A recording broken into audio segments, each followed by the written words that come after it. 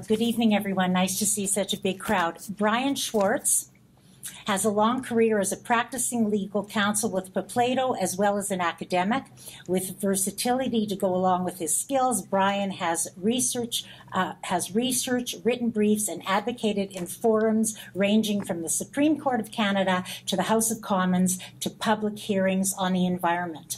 He's worked extensively in the area of public law, including constitutional, charter, Aboriginal, environmental, human rights, and international law. In the areas of commercial and business law, he's been involved with business transactions, commercial arbitration and litigation, and e-commerce, pension and benefits law, and privacy law. Brian is the Asper Professor of International Business and Trade Law at the University of Manitoba. He holds an LLB from Queen's and a master's and doctorate in law from Yale Law School. He's the author of 8 books and over 70 academic articles in a wide variety of areas. He's often appeared as a media commentator and has published op-ed pieces in newspapers such as the Winnipeg Free Press, the Ottawa Citizen, and the Globe and Mail. Over the years, he's received numerous awards and honors for teaching, research, and community service. Now, Brian's online CV is 12 pages long, but I would like to point out one program in particular. The Mishpatim Canada is a program to introduce Canadian law students to Israel and its legal system. It was launched in the spring of 2011 under the leadership of Dr. Brian Schwartz. It received stellar reviews from the 2 dozen University of Manitoba law students who participated, eliciting comments regarding its life-changing nature. Many would later refer to it as the most memorable part of their law program. The program has continued in Israel each year ever since and has grown to 50 students attending, I think. Brian is the husband of Beverly Wise Schwartz. His son Michael is studying law at McGill. His daughter Lainey works and studies in Israel and is soon to be married there. I have spent many Shabbat evenings around the table with Brian Schwartz, and it gives me great pleasure. Please join me in welcoming Dr. Brian Schwartz.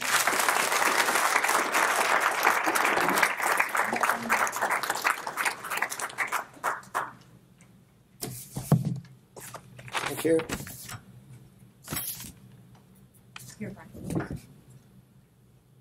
Thank you for inviting me. I don't pretend to be as learned in 20th century history of Israel and Jewish as many other people are. One of the reasons I thank you is doing this talk gave me the incentive and the opportunity to read up and think some more about that history. There's a story about a university English professor who began the course each year saying, "I know nothing, but I know where to look."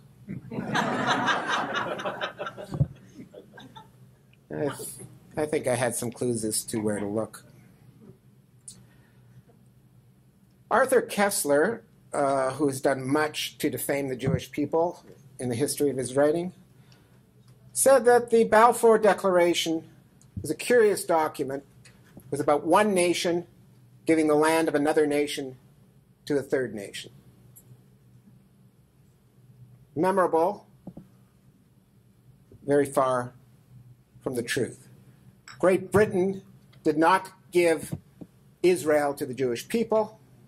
Jewish people gave the land of Israel to the Jewish people, or more precisely, they fought for it and won it.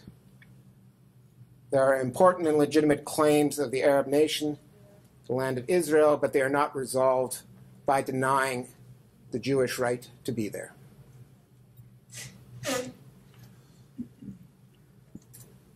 This idea that somehow the Balfour Declaration, the gift of the great British imperial power that created the Jewish state, is not true in a great many dimensions. There had to be a Jewish nation to begin with. The British people could not resurrect an extinct people. The Jewish nation existed at the beginning of the 20th century because the Jewish people chose over the course of 3,000 years to persist. They persisted throughout their exile 2,500 years ago. They persisted after their exile at the hands of the Roman 2,000 years ago. The Jewish people did not merely survive the Holocaust of the 20th century. The Holocaust was a Holocaust. The destruction of the Jewish people at the hands of the Romans was a Holocaust. When Spain expelled its Jews, 1/3 converted, 1/3 fled, and 1/3 died. My people are from the bloodlands of Europe. We live between Russia and Germany. The first pogroms, the first massacres of the Jewish people hardly began in the 20th century. My grandmother recalls a folk song about the trial of Mendel Bayless, the fixer, who was finally acquitted, and remembered her joy that there wasn't going to be a massive genocide of the Jews in the aftermath of that trial. Not only was there a Jewish people in the world, there was a Jewish people in Palestine. There has always been a Jewish people in Palestine. They didn't suddenly emerge from their dispersal as though there were no Jews there living in Israel through all of its history. There has not been a moment in the history of Israel where there were not Jews there.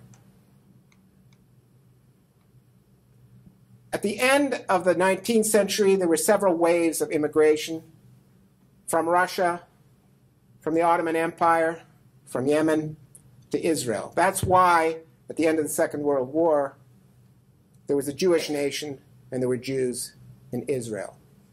The Balfour Declaration would have been nothing if those elementary facts had not existed. The notion that it was somehow a gift of the United Kingdom is not true either. First of all, it was not merely the United Kingdom. Before the Balfour Declaration, the French government issued an even stronger endorsement of the right of the Jewish people to reestablish their historic connection in Israel. That was secured by Nahum Sokolow, dealing with the French government before the Balfour Declaration. The British supported the Balfour Declaration. Woodrow Wilson, on behalf of the United States, supported the Balfour Declaration. All the victorious powers at the end of the First World War supported the Balfour Declaration. The United Kingdom, France, the United States, Russia, Japan, Italy. The San Remo Declaration re-endorsed the Balfour Declaration that the Jewish people had a right to homeland in Israel and provided a rationale that it was because of the connection of the Jewish people with the land of Israel. The San Remo Declaration was carried forward by the League of Nations into the League of Nations mandate, the binding international mandate on the United Kingdom to administer Palestine in accordance with the Balfour Declaration. So it wasn't just the United Kingdom. It wasn't just the victorious powers. It was the world. And the recognition was not only that there would be a Jewish homeland in Palestine, but that Jewish immigration would be facilitated in order to build this emerging state. As for a gift of the United Kingdom, some of the supporters of the Balfour Declaration were Christian Zionists. Arthur Balfour was one of them. David Lloyd George was another one. These were Christians who grew up thoroughly immersed in Bible culture and had a familiarity and an affinity and a sympathy with the Jewish people as a result. But if you look at the memoirs of David Lloyd George, he said, yes, there was a moral case, but that's not why we did it. That wasn't enough. There's no surprise there if you're a politician, if you're running a government. There's the right thing to do, and there's the practical thing to do, and you've got to think about both. Why was there an endorsement of the right of the Jewish people to the historic land? Because it was considered opportune by the Allies to win the support of the Jewish people in the last years of the First World War. It was considered opportune at a time when the outcome of the First World War was still in the balance for the Allied powers to win the support of what they thought was a powerful worldwide Jewish community. Jewish community was never that powerful. It isn't that powerful. But there was a perception that somehow endorsing the Zionist dream would win support of Jews in Russia, in Europe, in the United States, would help win public opinion worldwide to the cause of the Allied forces in the First World War. There was something in it from the Allied powers, not just an act of grace.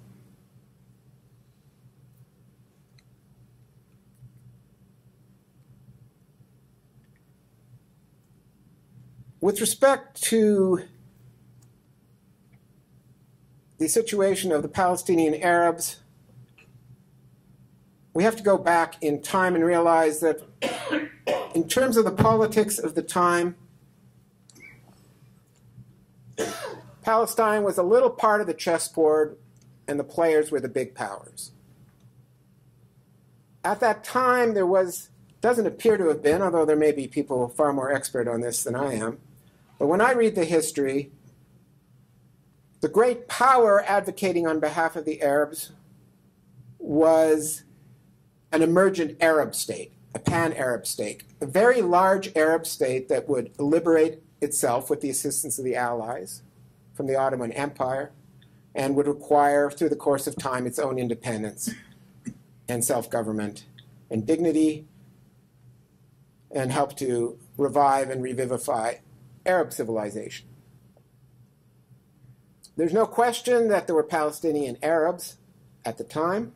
In fact, at the time of the Balfour Declaration, there were somewhat more Arabs living in Palestine than there were Jews.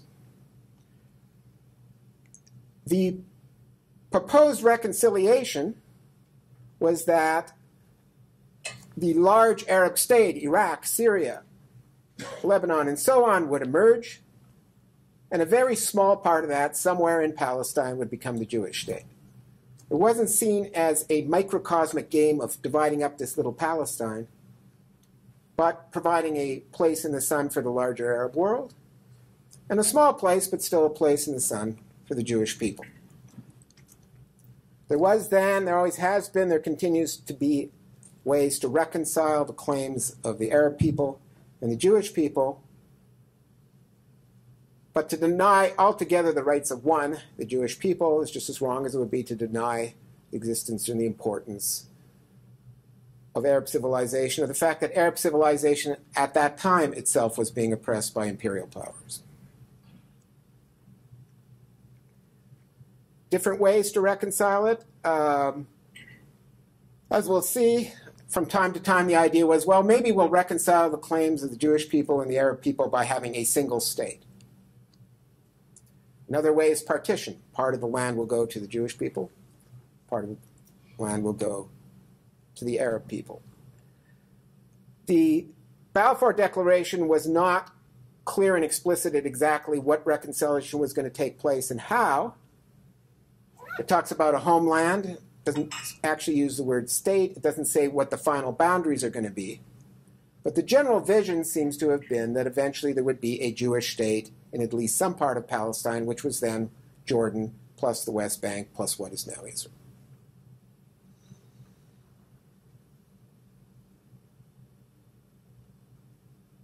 The Balfour Declaration was a promise. It was not the realization of the Zionist dream. It was a promise. It was encouragement for the Jewish people to continue with the Zionist project, which had started 3,000 years ago, but had been reignited at the end of the 19th century. There were further waves of Jewish immigration to Palestine. There was, at many points, a vehement Arab counter-reaction which included violent attacks on the emergent Jewish community.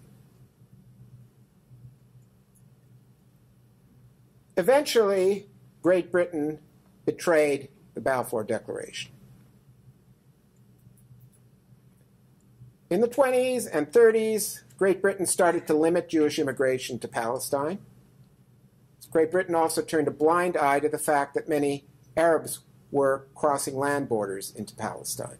It was easy to keep out the Jews. They had to arrive by sea.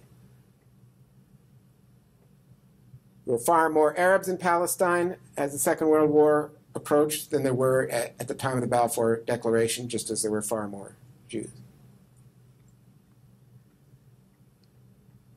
In response to Arab rioting, the British government actually declared on the eve of the Second World War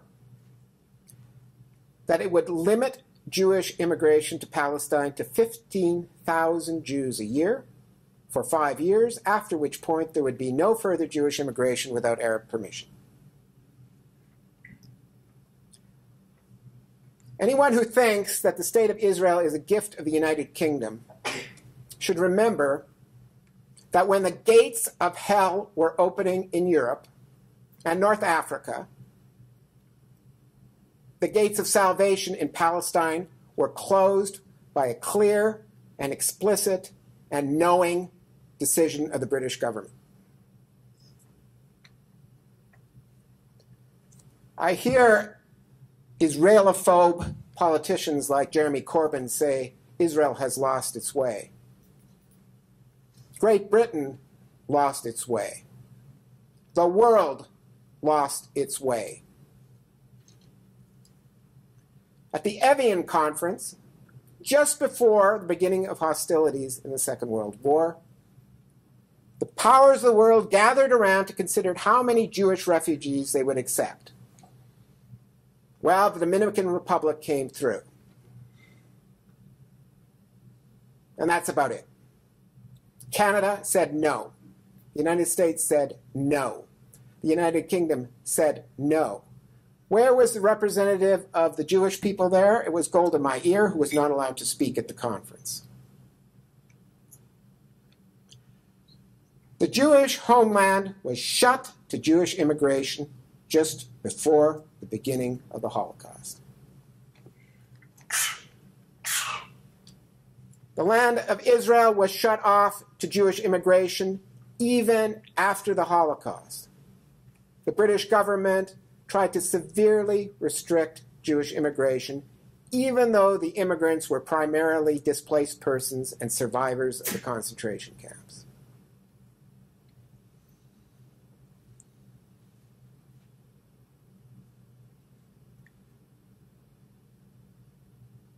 The United Nations, faced with competing claims, decided to go with partition.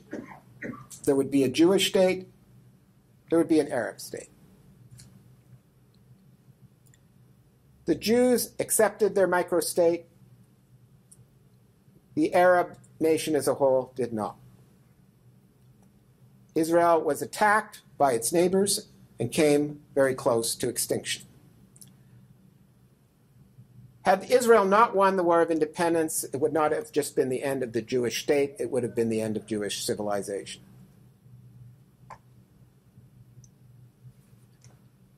We talk about hope. Somebody once said, I think it was Shimon Peres, you can be an optimist or a pessimist, but to be a Jew, you at least have to have hope.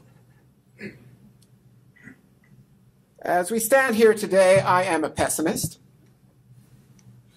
I believe the only chance for the Jewish civilization to survive is the continued vitality of the State of Israel. We have reached the point now where about half the Jews of all the world live in Israel. Jews outside of Israel increasingly find the world in which they live to be unsafe. They react by assimilating. Some react by leaving and going to Israel. Some react by joining their oppressors.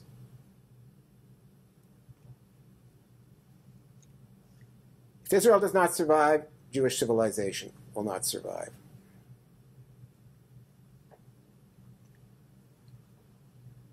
And that's where we are today. At the time of the Balfour Declaration, a Jewish member of the government, Edwin Montague, sent a memo opposing the Balfour Declaration. Edwin Montague said, "I begin this memo not to quarrel with an anti-Semitic view which may be held by my colleagues, nor with the desire to deny that anti-Semitism can be held by rational men." Well, that's what happens to some Jews when they're constantly faced with vilification. Oh, I'm not so Jewish. I'm a Jew, but I don't support Israel. I'm a Jew, but I'm not a Zionist. I'm a Jew, I support Israel's right to exist, but I criticize its policies. Anybody here a Canadian? When you say I'm a Canadian, do you say but immediately? I'm a Canadian, but I disagree with this policy or that policy. Why do Jews feel increasingly obliged to say that? Why is it, in the face of the new and distinct form of anti-Semitism, Israelophobia, the constant demonization of Israel, the vilification of Israel, the irrational hatred of Israel, you can always find a Jewish group who will join in?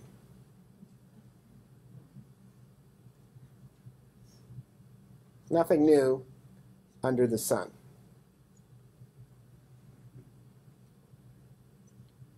Are there any grounds for hope? Well, there are.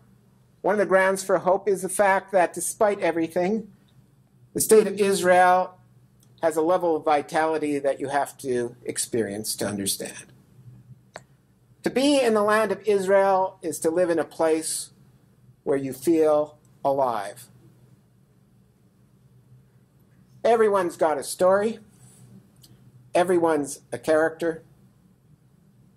And life is lived at a level of intensity that is difficult to identify with for most of us in Canada. Israel has become a world leader in science and engineering, in cyber technology, in many of the arts. The Jewish people have always punched above their weight in terms of their contribution to civilization, and in the land of Israel, they continue to do so. The Arab minority in Israel is the biggest Muslim minority of any country in the world, and it's making significant progress. The Israeli government is committed to ending the economic gap between the average Arab income and the average Jewish income in Israel. It has affirmative action programs and government development programs to do so. Many Arab Israelis are thriving.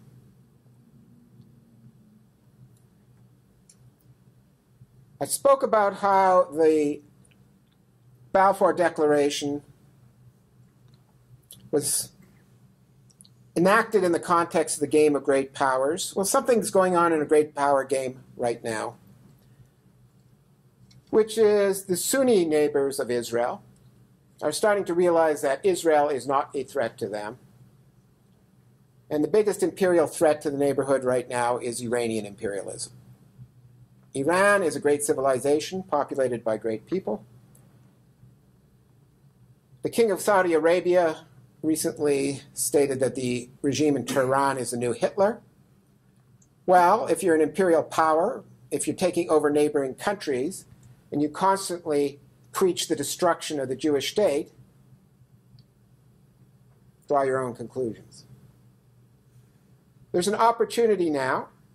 There's an opportunity now for Israel not only to make peace with its Palestinian neighbors, but with the surrounding neighborhood. That's going to take imagination. It's going to take determination on both sides, but I see some grounds for hope there.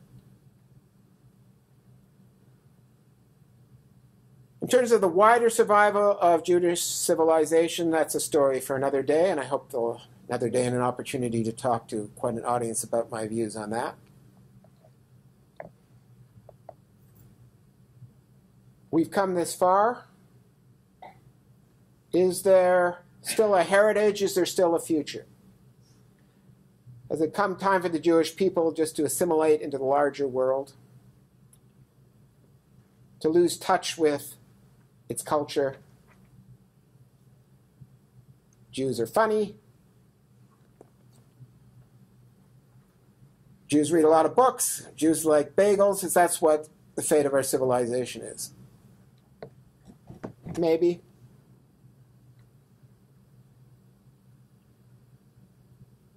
But if we study history, we Jews, as well as the rest of the world, the Jewish civilization, in my view, is not merely worth preserving out of stubbornness. It's worth preserving because it is a great civilization, and a civilization that could have already given so much to the world. Its greatest book, the Bible, had a decisive influence on the world in establishing the rule of law, the principles of democracy, a commitment to free speech, a commitment to social justice, to a belief in the application of reason to religion, has a potential which I believe is worth investing in. And in short, those are my views as I stand here.